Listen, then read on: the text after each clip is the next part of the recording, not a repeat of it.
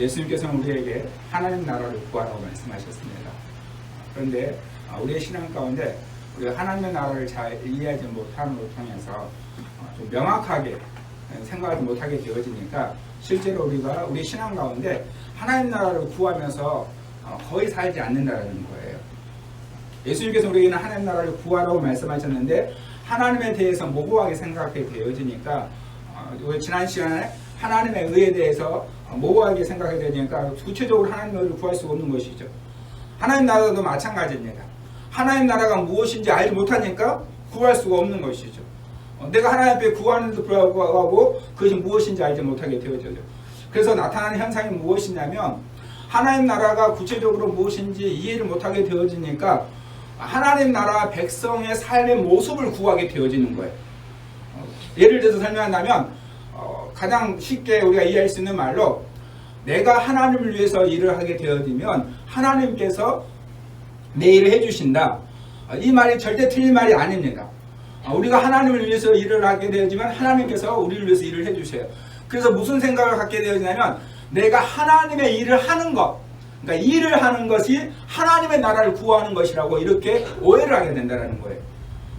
내가 하나님을 위해서 일하는 것, 하나님 나라의 일을 하는 것은 하나님 나라를 구하는 것이 아니고 하나님 나라를 구한 백성들이 나타나는 행동의 표현입니다. 그러다 보니까 하나님의 나라는 구하지 않고 하나님 나라 일의 백성의 삶을 사는 이러한 것을 하게 되어지고 그러면서 뭐라고 하게 되냐면 내가 하나님의 것, 하나님 나라를 위해 살고 있다. 이렇게 오해를 하게 되어지는 것입니다. 왜냐하면 하나님 나라가 무엇인지 알지 못하게 되어지니까.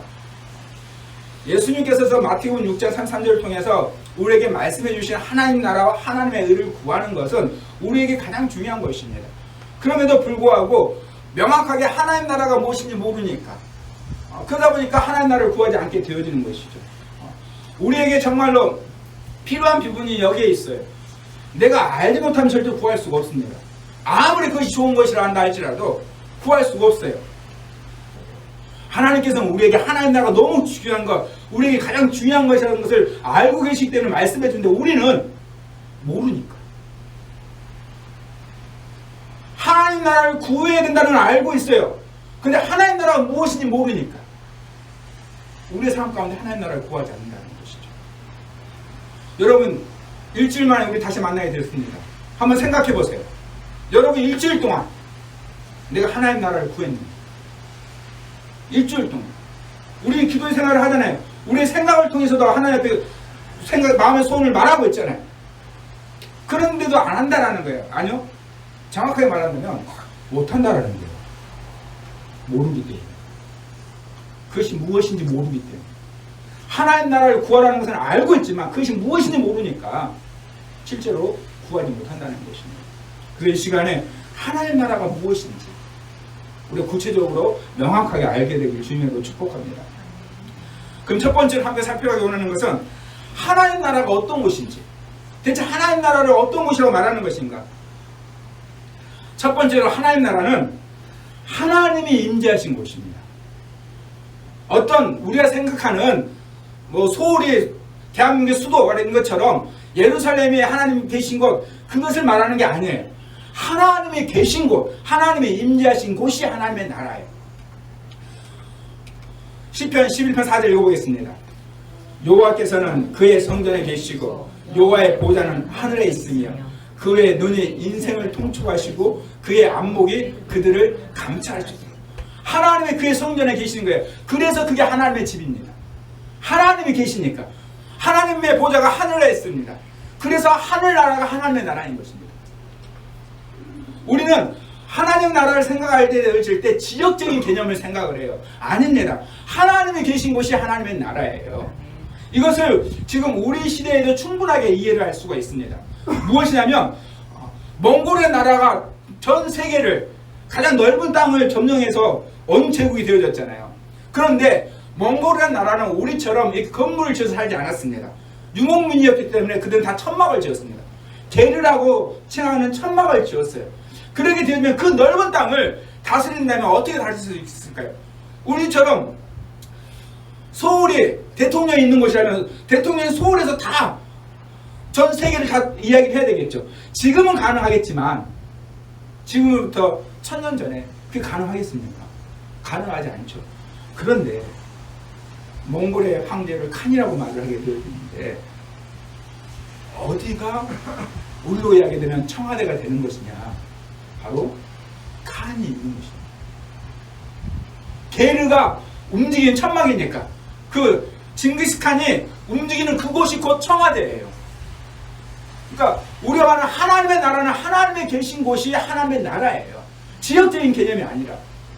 이것은 굉장히 중요한 것입니다. 그래서 이사야 6장 1절 볼까요? 우시야 왕이 죽던 해에 내가 본즉 주께서 높이 들린 보좌에 앉으셨는데 그의 옷자란 성전에 가득하여.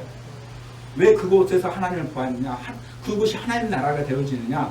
하나님이 계시기 때문입니다. 출애굽기 3장 4절 5절 우리가 잘 알고 있는 말씀이죠. 모세가 호렙산에서 떨기나무에서 불타는 모습을 보면서 그 찾아간 거예요. 4절 5절 읽어볼까요? 여호와께서 그가 보려고 돌이켜 오는 것을 보신지라 하나님이 떨기나무 가운데서 그가 이르되 내가 여기 있나이다. 하나님이 이르시되 이리로 가까이 오지 말라. 내가 선 것은 거룩한 땅이니 내 발에서 실을 벗어라. 지금 이건 호렙산입니다. 이 세상 땅을 말하는 것이에요. 그런데 떨기나무에 갑자기 불이 붙은 거예요. 모세가 봤을 때 불이 붙은 건 문제가 아닙니다. 불은 붙었는데 나무가 안 타는 거예요. 대체 이게 무슨 일인가 하고 찾아가 가서 본 거예요. 돌이켜 본지라. 그때 하나님이 모세에게 말씀하신 거죠. 이리로 가까이 오지 말라. 왜 오지 말라 그랬습니까? 하나님 계셨기 때문에. 그리고 내가 선 것은 거룩한 땅이니 내 발에서 신을 벗어라. 거룩한 땅이 다른 말로 보겠습니까? 하나님의 나라예요.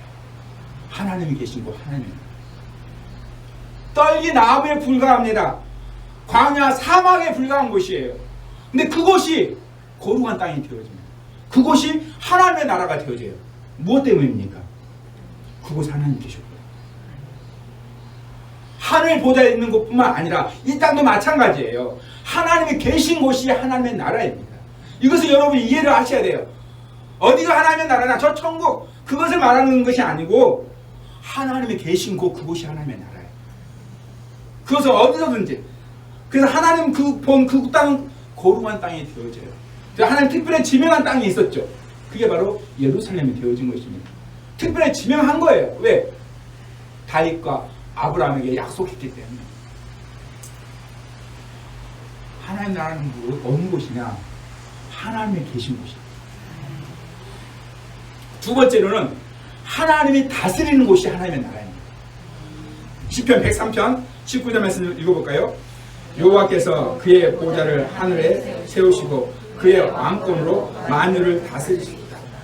보좌를 세운 뒤에 그의 왕권으로 다스리는 거예요. 하나님이 만유를 다스립니다. 그러므로 사실은 온 세상 만물은 하나님의 것이에요. 하나님의 나라에 속해 있는 것입니다. 왜? 하나님이 만드셨고 하나님 다스리는 것입니다. 열왕기상 4장 24절 말씀 읽어볼까요? 솔로몬이 그강 건너편을 딥사에서부터 가사까지 모두 그강 건너편의 왕을 모두 다스림으로 그가 사망에 뚫린 민족과 평화를 누렸으니. 솔로몬이 그 강 건너편 딥사라고 말하고 있는데요. 그 강은 뭐를 말하고 있냐? 유프라테스 강을 말하고 있는 것입니다. 지금의 시리아 지역을 말하고 있는 거예요. 제가 이것을 좀 그림으로 좀 보여드릴게요. 왜 솔로몬의 이 말이 왜 중요하냐면 하나님의 통치하는 곳이 하나님 나라라는 것이 설명할 수 있는 가장 중요한 예가 되어집니다. 우리는 전부가 다 국적이라는 개념을 가지고 있어요. 특히 우리나라는 북한에 의해서 사실 반도 국가인데 실질적으로는 섬나라예요. 비행기를 타지 않으면 또 배를 타지 않으면 우리나라를 벗어날 수가 없습니다. 그래서 우리나라 사람들이 애국 갔을 때 신기하게 여기는 게 뭐냐? 그냥 차 타고 다른 나라를 옮겨갈 수 있는 것을 굉장히 신기하게 여겨요. 저도 태국에 처음 갔을 때 미얀마를 국경을 걸어서 넘어가는 게 너무 신기하더라고요. 한 2분 정도만 있으면 그냥 국경을 넘어가 버려요. 그래서 국경이라는 개념이 실제로 큰 의미가 없어요. 왜냐하면 우리는 다른 나라 가려면 요건이 필요하고 비행기나 배편이 필요한데 미얀마나 라오스, 베트남 이런 나라들은요 다른 나라 가는데 그런 게 필요 없어요. 통행증이라는 게 있어요. 우리는 요건이 있어야 되잖아요. 통행증이라는 것이 있어서 그것 통해서 3박 4일 갔다 올 수 있어요. 더 있고 싶으면 그 통행세만 더 내면 돼요. 라오스 사람들이 태국 갈 때는 보통 우리나라 돈으로 8,000원 내면 하루 더 있을 수 있어요. 그러니까 우리의 개념과 완전히 다르죠. 우리는 완전 땅이라는 개념이 완전 매어져 있는데 그 내 땅 개념이 중요한 게 되어지는데 그 나라는 다른 나라인데 미얀마 사람인데 아무렇지 않게 태국 넘어오고 태국 사람도 아무렇지 않게 넘어가는 그런 지역이 되어진다는 거예요. 근데 열왕기상의 솔로몬이 그 강 건너편 딥사부터 가사까지 가사가 어디냐? 바로 블레셋 땅이 되어집니다. 한번 그림을 잠깐 볼게요. 지금 여기 보이는 맨 이쪽에 이게 유프라데스 강이 되어져요. 거기 옆에 점 하나 써 있는 것이 이곳이 바로 여기가 딥사라는 곳이에요. 바로 그럼 여기서부터 어디까지냐? 가사까지라는 거예요. 이게 솔로몬이 통치한 지역을 말하고 있는 것입니다. 그리고 이게 광약인데 에시온 계별에 나와 있어요. 이게 홍해거든요. 여기까지 솔로몬이 점령을 한 겁니다.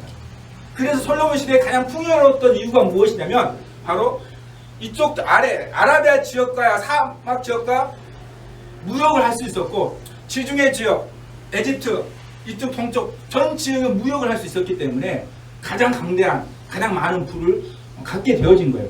그런데 중요한 것은 무엇이냐면 사울의 통치지역, 다윗의 통치지역, 솔로몬의 통치지역이 이렇게 점점 커진 것을 보게 되어져요.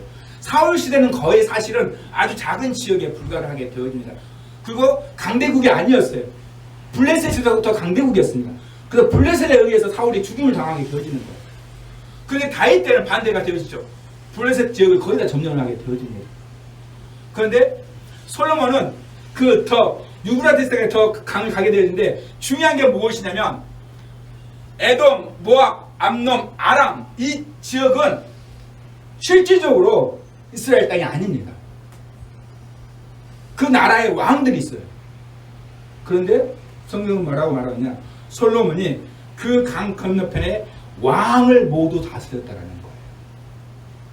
그래서 그 당시의 개념, 왕국, 나라의 개념은 뭐가 있냐면 우리는 땅 경계인데 국경인데 이 당시는 그 다른 나라의 왕이 자기 나라를 다스리면 자기 나라의 왕이 있어도 자기 나라의 국호가 있어도 자기 나라는 그 나라에 속해 있는 것이 되어집니다. 그래서 성경에 우리가 보기에는 그의 나라라고 말하고 있는 나라가 바실레이아인데 이 바실레이아나 말은 우리가 생각하는 나라가 사실은 아닙니다. 나라는 헬라어가 따로 있어요. 폴리테이아라는 나라 따로 있어요. 나라, 국가라는 말이에요. 근데 성경은 이 말 거의 안 썼어요. 5번인가 밖에 안 썼어요. 우리 성경은 다 나라로 되어져 있잖아요. 근데 성경은 나라로 안 써져 있어요. 왜냐하면 나라로 말하고 있는 단어를 5번밖에 안 썼어요. 뭘 썼느냐? 다 바실레이를 했습니다. 왜? 이 바실레이의 뜻이 왕국, 왕권, 통치하는 뜻이거든요. 그러니까 우리나라 왕이 있어도 우리나라의 왕이 솔로몬처럼 이렇게 지배를 하게 되어지면 우리나라는 누구에게 속하게 되어지냐? 유다에 속하게 되어집니다. 그 개념은 구약을 다 가지고 있었습니다. 그래서 우리가 생각하는 나라, 국경을 성경에 쓴 게 아니라 다스리는 곳, 통치하는 곳 그렇게 사용하게 되어집니다. 실제로 여기 에돔, 모압, 암놈은 그 나라에 왕이 있었습니다.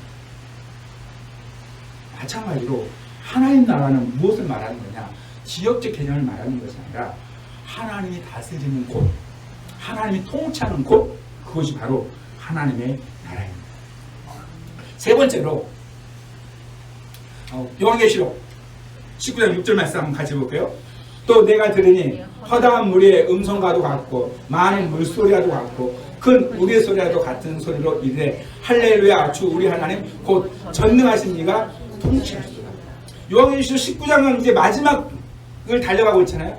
마지막에 하신 말이 뭐냐? 전능하신 이가 통치하신다. 그래서 마지막에 온 땅을 통치하시는 모든 것이 하나님 나라로 실제로 나타나게 되어지는 그 모습을 마지막 말씀하게 되어지는 거예요. 그런데 이 하나님의 나라는 들어감으로써 축복을 받는 곳이에요. 무슨 말이냐? 자연적으로 들어갈 수 있는 것이 아니라는 거예요. 요한복음 3장 3절 읽어볼까요? 예수께서 대답하여 이르시되 진실로 진실로 내게 이르니 사람이 거듭나지 아니하면 하나님의 나라를 볼 수 없느니라. 거듭나지 않으면 하나님 나라를 볼 수 없다라는 거예요. 이 말씀은 니고데모가 예수님을 밤중에 찾아왔을 때, 니고데모가 율법 학사였고 사내들인 공예 우리로 국회의원이었었고 율법 학자인데 불구하고 예수님이 하는 그 모습을 통해서 밤중에 찾아왔어요. 하나님 보낸 사람은 그걸 알고.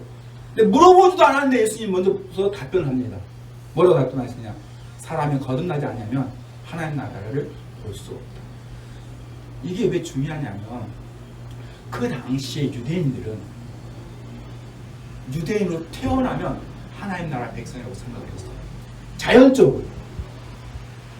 이건 우리 승민이, 우리 현영이, 하람이, 하경이, 소영이 이 세대들은 다 동일한 거예요. 내가 예수 믿는 사람에게 태어났다 해서 하나님 나라 백성이 되는 게 아니에요. 거듭난다는 말을 무슨 말이냐? 다시 태어난다는 뜻이에요. 우리가 이 거듭난다는 말을 신앙적 용어로만 생각하게 되어지니까 잘 이해를 못하는 건데 다시 태어나는 거예요. 이 거듭이라는 말은 위로부터라는 뜻을 가지고 있거든요. 그러니까 위로부터 다시 태어나는 것, 그래야 들어갈 수 있는 거, 볼 수 있는 곳이에요. 5절 말씀 읽어보겠습니다. 예수께서 대답하시되 진실로 진실로 내게 이르노니 사람이 물과 성령으로 나지 않으면 하나님 나라에 들어갈 수 없느니라. 물과 성령으로 나지 않으면 다시 태어나는, 다시 아니 무슨 말이냐? 내가 들어가야지 얻을 수 있는 곳이지 내가 들어가지 않으면 그곳에서 축복을 받을 수 없다라는 것이 되어집니다. 자연적으로 되어진 것이 아닙니다. 내가 신앙 안에서 아무것도 없이 되어진 것이 아니에요. 내가 들어가야지만 얻을 수 있는 곳, 그것이 바로 하나님의 나라예요. 네 번째로는 이 하나님의 나라는 완전한 하나님 나라가 있는데 그 하나님 나라는 재림 후에, 예수 그리스도의 재림 후에 들어갈 수 있는 나라예요. 요한계시록 21장 3절 4절 읽어보겠습니다. 내가 들으니 고대 금 음성이 나서 이르되 보라 하나님의 장막이 사람과 함께 있음에 하나님의 그들과 함께 계시리니 그들은 하나님의 백성이 되고 하나님은 친히 그들과 함께 계셔서 모든 눈물을 그 눈에서 닦아주시니 다시는 사망이 없고 애통하는 것이나 곡하는 것이나 아픈 것이 다시 있지 아니하리니 처음 것들이 다 지나갔음이라. 아멘. 완전한 하나님 나라가 있다라는 거예요. 무슨 말이냐? 하나님이 함께 계셔서 하나님의 백성이 되는.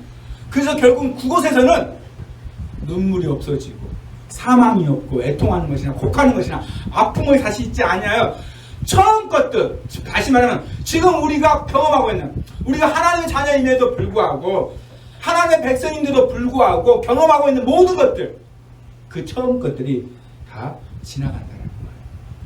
그 완전한 하나님 나라가 있다라는 거예요. 근데 언제냐? 요한계시록 21장, 바로 예수 그리스도의 재림 이후에 있는 완전한 하나님 나라예요. 그래서 사람들이 이 완전한 하나님 나라를 꿈꿔요. 이 천국을 꿈꿔요. 그래서 이 땅이 힘들면 빨리 가게 해달라고. 또 어떤 분은 알지 못하니까 안 가려고 하는 분도 계시지만, 그렇지만 아는 사람은 빨리 가게 해달라고. 저 완전한 천국, 지금 내가 고통당하고 있는 모든 것들 다 없어지는, 처음 것이 다 지나가는 완전한 하나님 나라, 예수님 재림 오는 그곳 내가 들어가게 해달라고 소망하는 분들이 계셔요. 그런데 예수님께서는 우리에게 다른 말씀을 하신다고요. 나는 이 완전한 하나님 나라를 빨리 들어가고 싶은데, 이 땅의 모든 수고와 고통을 다 내려놓고 싶은데, 근데 주님은 완전한 하나님 나라가 분명히 있다라고 말씀하셨고 그것이 요한계시록 21장에 이루어진다고 말씀하셨는데, 우리에게 또 뭐라고 말씀하시냐면 이 땅에 오셨을 때 하나님 나라가 가까이 왔다, 이렇게 말씀하신다는 거예요. 마가복음 1장 14절 15절 읽어보겠습니다. 요한이 잡힌 후 예수께서 갈릴리에 오셔서 하나님의 복음을 전파하여 이르시되 때가 찼고 하나님의 나라가 가까이 왔으니 회개하고 복음을 믿으라 하시더라. 이게 예수의 첫 번째 메시지예요. 하나님 나라가 가까이 왔다. 분명히 하나님 나라는 하나님이 계신 것이고 하나님이 다스리시는 것이고 우리가 들어가면서 얻을 수 있는 축복의 곳이고, 그런데 완전한 하나님의 나라는 예수님의 재림 이후에 들어갈 수 있는 곳인데, 그런데 예수님이 뭐라고 말씀하시면 하나님 나라가 가까이 왔다, 이렇게 말씀합니다. 이 말은 사실 설명이 필요해요. 왜냐면 우리의 언어적 뉘앙스하고 느껴지는 것이 달라요. 우리의 말 가까이 왔다라는 그 말은 우리가 생각했을 때 무슨 뜻이 되었냐면 왔다는 겁니까? 안 왔다는 겁니까? 그러니까 온 거야 안 온 거예요? 올 거야는 우리의 말로 그냥 느끼는 거 곧 올 거야. 왔다는 거예요? 안 왔다는 거예요? 안 왔다라는 거예요. 우리의 느낌으로는. 그래서 예수님께서 하나님 나라가 가까이 왔느니라 라고 말을 하게 되면 이 말의 뜻이 우리가 무엇으로 이해를 하게 되어 있냐면 이제 곧 완전한 하나님 나라가 올 거야. 우리가 들어가게 될 요한계시록 21장에 말하는 그것이 이제 곧 올 거야. 이렇게 우리는 이해하게 되어집니다. 그런데 이 말씀을 자세하게 설명을 하게 되어지면 그런 뜻이 아닙니다. 왜냐하면 때가 찼다라고 15절에 말하고 있잖아요. 이르시되 때가 찼다라는 거예요. 이 때가 찼고라는 말이 무슨 뜻이냐면 꽉 채우다는 뜻입니다. 그래서 이것을 예언으로 썼을 때 예언을 한 거에 대해서 찼다라는 말을 쓰잖아요. 그러면 무슨 뜻이었냐? 성취하다, 만기되다라는 뜻이에요. 예언의 말씀이 있으면 그 예언의 말씀이 꽉 찼다라는 뜻이 무슨 뜻이냐? 이루어졌다는 뜻이에요. 그러면 하나님 나라가 너희에게 가까이 왔다라는 이 말씀에 무슨 뜻이 되어지냐? 이루어졌다라는 뜻이 되어져요. 그리고 이 가까이 왔다라는 뜻이 어느 정도 가까이 온 거냐? 눈에 보이는 관계를 말하는 겁니다. 눈에 보이지 않는 걸 말하는 게 아니라 눈에 보이는 거, 예를 들어서 제가 현영이하고 약속을 했다고 생각을 해보세요. 근데 지금 우리 하람이하고 저하고 현영이를 기다리고 있어요. 근데 이제 하람이가 조금 기다리기 힘들어서 우리 현영이 언제 와? 이렇게 말하면 제가 다 왔어 이렇게 말하면 그 다 왔어가 어느 정도인지 모르잖아요. 근데 제가 다 왔어라고 말하는 건 제 눈에 현영이가 보인 거예요. 그때 쓰는 말이 다 왔어. 이게 성경이 지금 말하고 있는 가까이 왔다는 뜻이에요. 그렇게 되어지면 무슨 뜻이 되어지냐면 완전한 하나님 나라가 예수님 재림 이후에 있는데 이건 예수님 초림이잖아요. 그 하나님 나라가 아니라는 것이죠. 예수님은 다 우리에게 재림 이후에 갈 하나님의 나라가 아니라 지금 우리가 알 수 있는 하나님 나라가 지금 너 앞에 있다는 것을 말하고 있다는 거예요. 왜 그러느냐? 이 말씀은 누가복음 17장 20절 20절로 명확하게 나타납니다. 읽어볼까요? 바리새인들이 하나님 나라가 어느 때 임하나이까 묻건을 예수께서 대답하여 이르시되 하나님의 나라는 볼 수 있게 임한 것이 아니요 또 여기 있다 저기 있다고도 못하리니 하나님의 나라는 너희 안에 있는 거예요. 분명히 하나님 나라는 가까이 왔다고 말씀하셨고 이 바리새인들은 뭐라고 했냐면 하나님 나라가 어디에 있다? 너희 안에 있다는 거예요. 그것은 무엇을 말하고 있는 것이냐? 완전한 하나님 나라가 있는데 그 완전한 하나님 나라 말고 하나님 나라가 너희에게 가까이 왔고 하나님의 나라가 너희 중에 있다라는 거예요. 그리고 또 뭐라고 말씀하시느냐? 하나님 나라를 볼 수 있다고 말씀하십니다. 여기는 여기 있다 저기 있다는 게 아니라고 말씀했잖아요. 왜? 무엇을 말하기 위해서 하신 거냐? 우리 안에 있는 하나님 나라를 가르쳐주기 위해서. 그럼 또 뭐라고 말씀하시냐? 마가복음 9장 1절 볼까요? 또 그들에게 이르시되 내가 진실로 너희에게 이르노니 여기 서 있는 사람 중에서 죽기 전에 하나님의 나라가 권능으로 임하는 것을 볼 자들도 있느니라 하십니다. 권능으로 임하는 것을 볼 자들이 있다는 거예요. 그러니까 하나님의 나라는 우리 안에 있는데 이 하나님의 나라는 우리가 권능으로 볼 수 있다는 거예요. 누가복음 10장에 가게 되어지면 예수님께서 70인을 먼저 보내십니다. 그 70인들이 가서 뭐 하냐면 하나님 나라를 전하게 되어져요. 그리고 그들이 하나님 나라를 전하고 난 뒤에 돌아왔을 때 예수님에게 보고를 하게 되어집니다. 뭐라고 그러냐? 예수님의 이름으로 주의 이름으로 귀신들이 떠나간다고 합니다. 그때 예수님께서 이렇게 말씀하십니다. 10장 18절 19절 읽어볼까요? 예수께서 이르시되 사탄이 하늘로부터 번개같이 떨어지는 것을 내가 보았노라. 내가 너희에게 뱀과 정갈을 밟으며 원수의 모든 능력을 제할 권능을 주었으니 너희를 해칠 자가 결코 없으리라. 원수의 모든 능력을 제할 권능을 주었습니다. 이미 주어진 거예요. 이 70인들은 이미 받은 권능을 가지고 사용을 한 것입니다. 하나님 나라를 권능으로 임한 것을 볼 자 되어 있다고 얘기했는데 그 권능으로 임한 것을 누가 보았습니까? 이 70인들이 본 거예요. 하나님의 나라는 우리가 영원한 하나님 나라는 제 이름이 유익할 수 있는 곳이지만 예수님이 이 땅에 오셔서 하나님 나라를 가지고 오셨어요. 왜? 예수님이 하나님이십니까? 하나님이 계신 곳이 하나님의 나라잖아요. 그러니까 예수님이 하나님이시잖아요. 그러니까 그분이 오셨을 때 하신 말씀, 가까이 왔다라고 말씀하신 무엇이냐, 사람들이 알지 못한 거예요. 예수님이 하나님이신 것을. 그래서 그들에게 때가 찼다, 예언의 말씀, 약속의 말씀이 이루어졌다. 예수님이 이 땅에 오심을 통해서, 하나님이 이 땅에 오심을 통해서. 그리고 그 하나님은 너희 가운데 있다. 사실 너희 가운데라는 말이 우리 안에 있다는 표현도 되어지지만 두 가지 뜻이 있어요. 우리 안에 있다는 표현도 있고 너희 가운데, 우리 지금 우리들 가운데, 두 가지 뜻을 다 가지고 있어요. 그래서 영어 성경을 보게 되어지면 이 두 가지 뜻으로 서로 번역본마다 다르게 되어 있었어요. 어떤 때는 제가 영어 잘하는 거 아니에요. 뭐 찾아보다 보니까 어떤 곳은 in 안에 있다라는 표현을 썼고 어떤 때는 어머 가운데 있다 이런 표현을 썼습니다. 왜? 두 가지 뜻이 헬라어에 다 되어지니까. 근데 헬라어는 n이라는 우리가 일반적으로 in으로 쓰이는 그걸 썼어요. 자, 무엇을 말하는 거냐?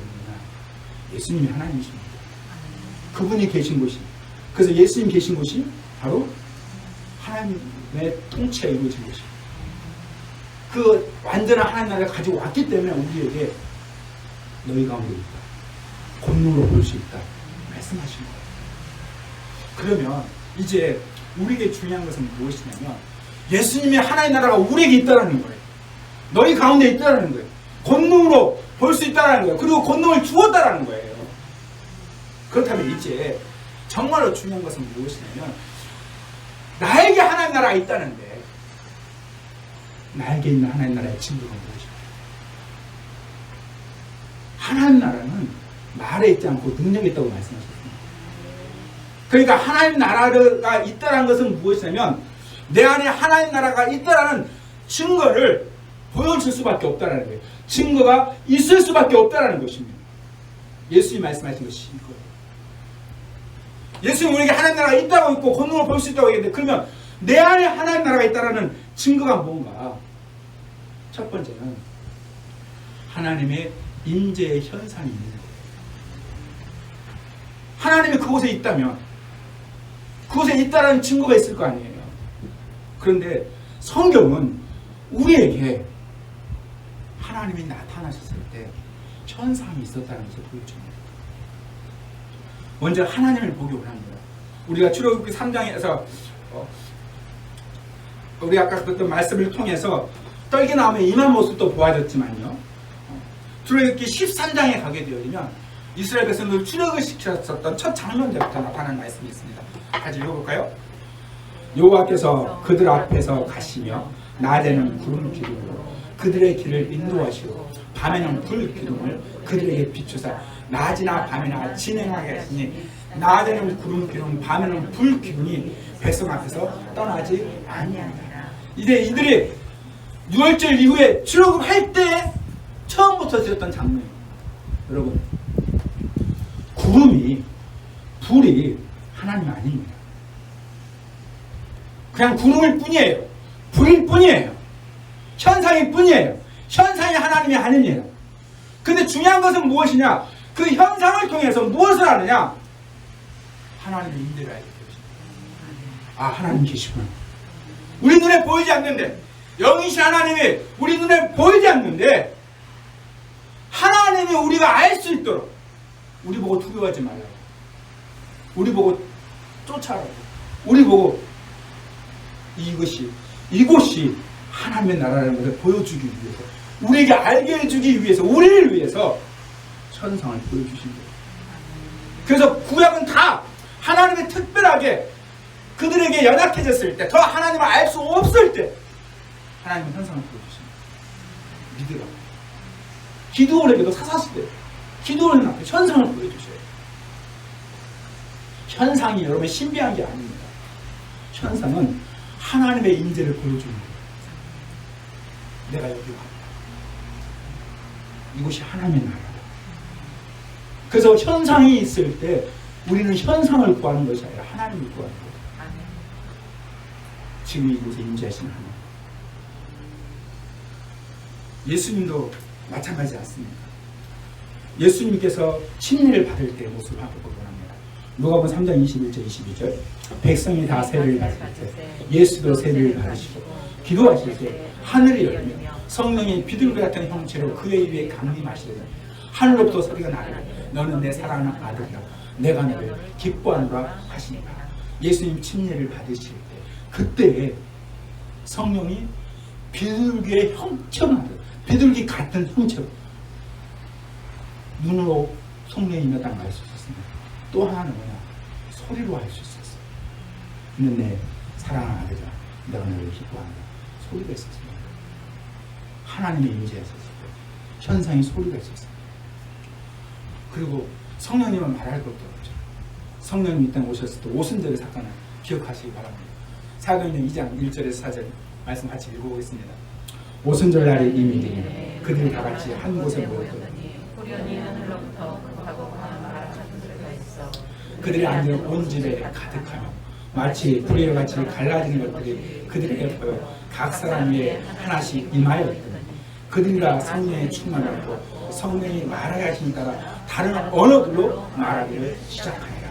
아멘. 제가 전도사 시절 때 처음 이제 설교를 하게 되었잖아요. 그러면 매 예배 시간 때 설교를 할 때마다 제가 항상 이 말을 했어요. 처음 시작할 때. 그 말이 뭐였냐? 하나님이 지금 우리와 함께 하십니다. 이 말을 항상 설교 때 시작하고 설교를 했어요. 근데 어느 순간 제가 이 말이 저한테 부담이 약간 됐어요. 어느 순간. 왜냐하면 이 시간 하나님이 우리와 함께 계신다라는 제가 매 시간 표현한 것은 뭐냐? 제가 학생들하고 같이 예배를 드렸으니까 뭐 중학생들 또 고등학생들 그리고 또 초등학교 1, 2학년들 초등학교 5, 6학년들 이런 학생들 예배를 제가 7년 동안 드렸었거든요. 근데 그 아이들에게 하나님 계신 걸 알게 해주고 싶어가지고 나는 정말로 우리 예배 가운데 하나님 있다는 걸 믿고 있으니까 꼭 예배 전에 하나님 우리 함께 하십니다. 난 그걸 선포하고 다 따라가게 하고 말씀을 전했어요. 그런데 어느 순간 제 마음속에 정말로 성경에 보게 되어지면 하나님이 함께 하신 증거들이 성경에 분명히 써있는데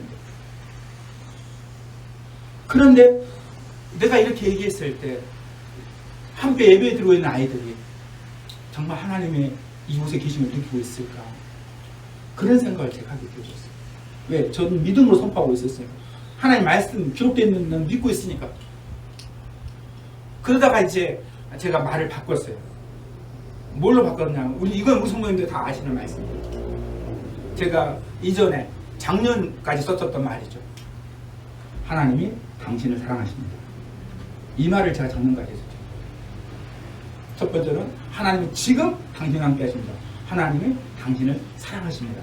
이 말을 작년까지 했어요. 왜냐하면 하나님이 임재하신 것을 느끼는 것도 중요한데 정말로 하나님 나를 얼마나 사랑하시는지 알고 예배를 드려야 되겠구나.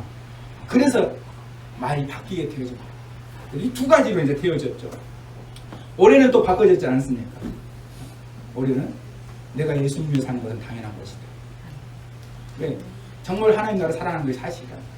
하나님의 아들을 위해 나를 위해서 준 것이 사실이라면 내가 예수님을 죽는 것은 예수님을 사는 것은 당연한 것이다. 그렇게 올해 결단하면서 우리가 선포를 하고 있는 건데 그런데 성경 말씀은 우리에게 하나님이 임재하셨을 때 분명히 현상들이 다 나오거든요. 우리 성도님들은 이 말씀 들음도 계시면 제가 다시 얘기를 할게요. 제가 초등학교 1학년, 2학년 때 설교를 하게 되어졌을 때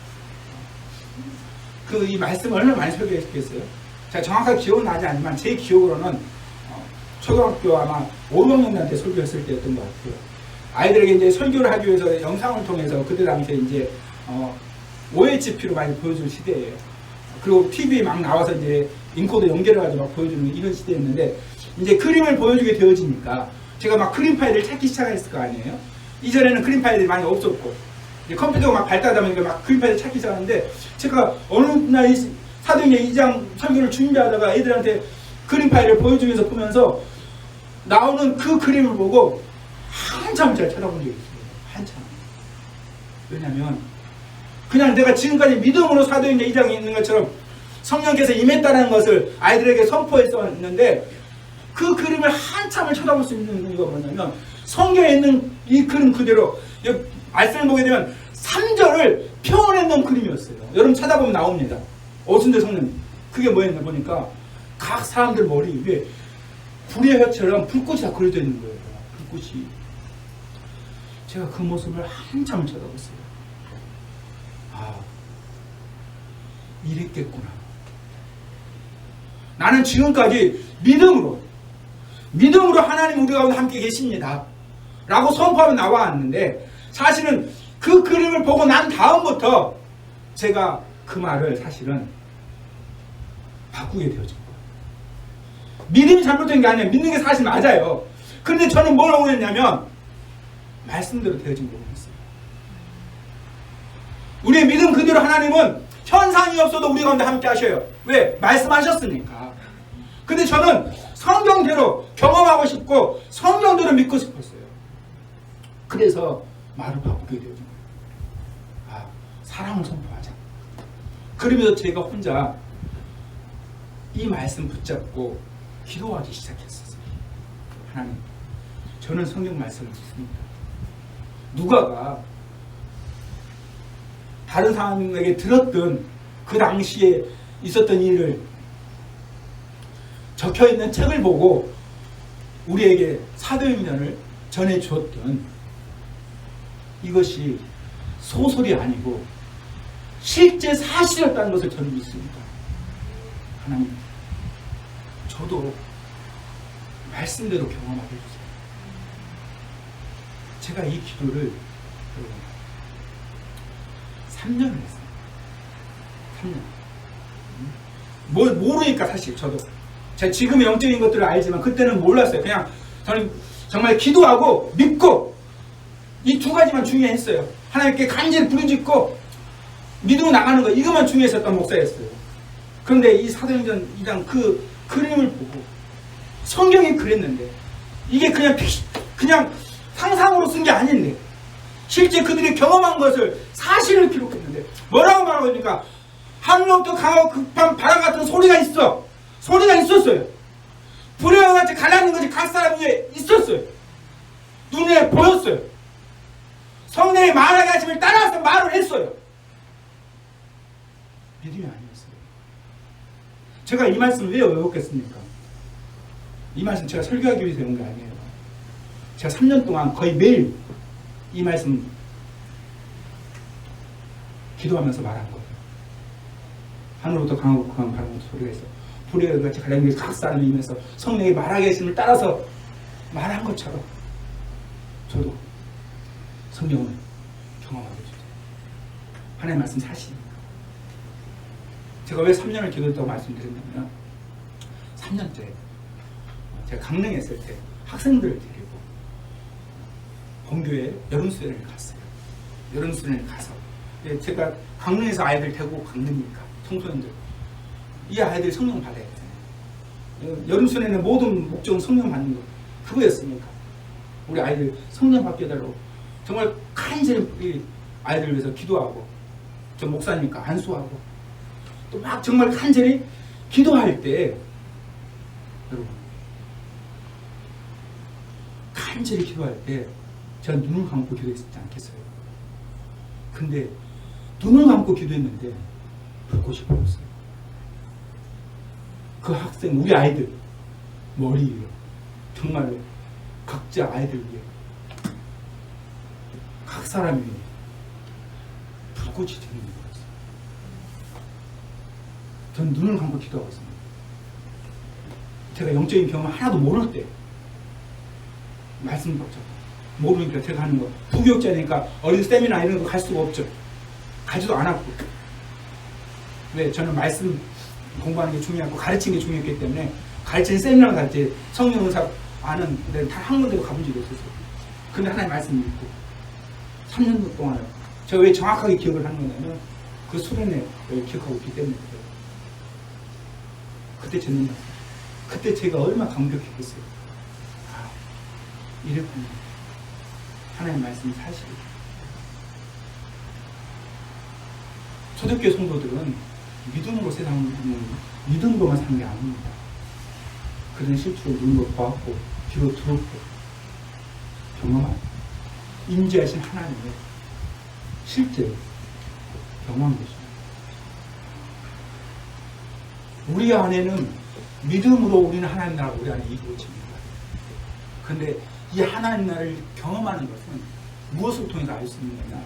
내가 지금 이곳에 하나님 나라에 계시는 것은 무엇을 통해서 알 수 있느냐? 임재의 현상을 통해서 알 수가 있는 것입니다. 두 번째로는 하나님의 말씀이 이루어집니다. 시편 33편 9절 말씀을 보겠습니다. 그가 말씀하시네 이루어졌으며 명령하심에 경고하셨도다. 아멘. 말씀하심에 이루어졌고 명령하심에 경고에 섰다라는 거예요. 왜? 그게 말씀이니까. 성전이 헌당되어졌을 때 솔로몬이 이렇게 하나님 앞에 기도합니다. 읽어볼까요? 여호와를 찬송하니치로다. 그가 말씀하신 대로 그의 백성 이스라엘에게 태평을 주셨으니 그중 모세를 통하여 무릇 말씀하신 그 모든 좋은 약속이 하나도 이루어지지 아니함이 없도다. 왜? 하나님이 이스라엘 다스리고 계시니까, 이스라엘 통치하고 계시니까 모세에게 말씀하신 그 모든 좋은 약속이 하나도 이루어지지 않은 것이 없었다. 우리나라 대한민국입니다. 우리나라는 법치국가예요. 법안에서 대통령이 무엇을 자기 뜻대로 하고 싶어도 절대 자기 뜻대로 못합니다. 법령을 만들지 않으면 못합니다. 왜? 법치국가니까. 그런데 대한민국의 법은 대한민국에서만 효력이 있습니다. 왜? 대한민국의 법입니다. 이것이 대한민국이라고 알 수 있는 방법이 아주 단순합니다, 여러분. 사실 여러분이 그냥 우리 서울 대한민국이라고 믿고 있지 않습니까? 근데 이것이 정말로 대한민국이 맞는지 뭘로 알 수 있느냐? 대한민국의 법이 이루어진 것을 통해서 알 수 있는 거예요. 대한민국이라고 해서. 마찬가지예요. 하나님의 나라라는 것을 어떻게 알 수 있느냐? 현재 이것이 하나님 나라라는 것을 무엇으로 우리가 확인할 수 있느냐? 그 증거가 무엇이냐? 바로 말씀이 이루어집니다. 하나님이 계신 것이니까 하나님의 말씀이 이루어진 것이죠. 하나님의 나라니까 하나님의 말이 이루어지는 것이죠. 우리는 법이 중요하죠. 구약은 법도 중요하지만 무엇이 더 중요하냐? 왕의 말이 중요합니다. 왕의 말이 법이에요. 성문법도 법이지만 왕의 말도 선포되는 즉시 성문법이 되어집니다. 왜? 그 왕이 통치하는 곳이니까. 그 왕의 나라이니까. 마찬가지예요. 하나님의 나라라면 하나님의 말이 이루어집니다. 왜? 하나님의 나라니까. 하나님의 말이 법이니까. 그래서 에스겔서 12장 28절 말씀을 한번 보고 나면 그러므로 너는 그들에게 이르기를 주 여호와의 말씀에 나의 말이 하나도 다시 더디지 아니할지니 내가 한 말이 이루어지리라. 나 주 여호와의 말이라 하라. 나 주 여호와의 말이니라. 그 땅을 다스린 주님이라는 거예요. 그 땅이 여호와의 땅이라는 거예요. 그리고 여호와의 말씀대로 이루어지는 것이죠. 말씀이 이루어진 것 자체가 하나님 나라가 이루어졌다는 증거가 되어집니다. 그래서 많은 우리 믿음의 사람들이 이런 영적인 경험을 몰라도 믿음의 사람들이 하나님 앞에 믿음으로 나아갔을 때 그곳에 믿음대로 하나님의 역사가 일어나는 거예요. 왜? 하나님이 말씀하셨으니까 내 믿음대로 될지어다. 그래서 그곳이 하나님의 역사가 일어나는 거예요. 이건 여러분 성령의 은사를 경험하는 거하고 이건 다른 차원의 문제예요. 하나님의 나라니까 하나님 나라의 말을 믿고 하나님 나라의 말을 믿음으로 살았을 때 하나님 나라니까 그 말의 역사가 일어나는 거예요. 예수님께서 귀신 쫓아내는 장면을 보고 나면 마태복음 8장 16절입니다. 저놈의 사람들이 귀신들을 많이 데리고 예수께 오거늘 예수께서 말씀으로 귀신들을 쫓아내시고 병진들을 다 고치시니. 아멘.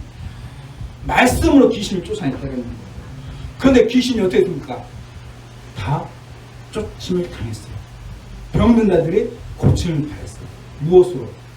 말씀으로. 예수님이 하나님이십니다.